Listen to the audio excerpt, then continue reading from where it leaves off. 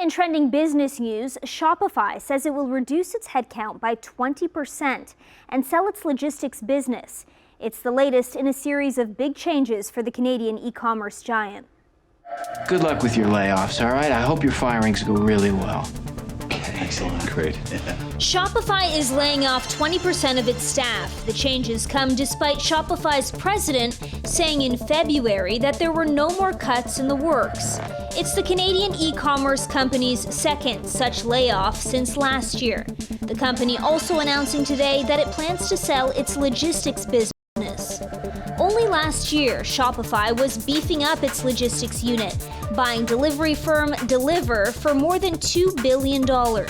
Now the company deciding to go in a new direction, handing the entire logistics business to Flexport in exchange for a 13% stake in the company.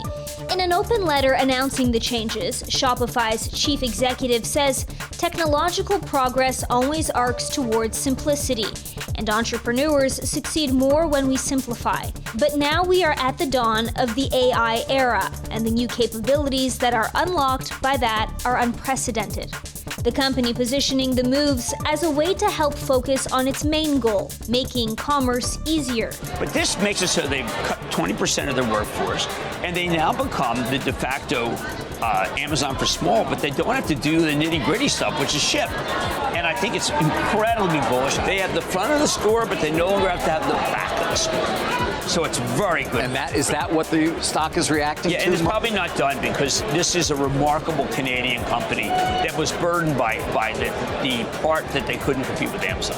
Shopify refused to share the number of staff that would be departing the company, but before it laid off about 1,000 workers last summer, it had roughly 10,000 employees.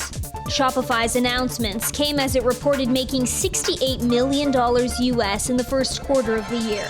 That's compared with a net loss of $1.4 billion in the same period a year earlier. Revenue for the period was also up from the year before by about 25%, or $1.5 billion. A wave of layoffs in 2022, which left thousands of Canadian workers jobless, is continuing this year as recession predictions loom and the tech sector downturn deepens. So far this year, 17 companies, now including Shopify, have laid off a chunk of their workers since the start of 2023. Big-name brands like Best Buy, Cineplex, Google, Hootsuite, Hudson's Bay, Nordstrom, and Meta have all seen dramatic workforce reductions this year.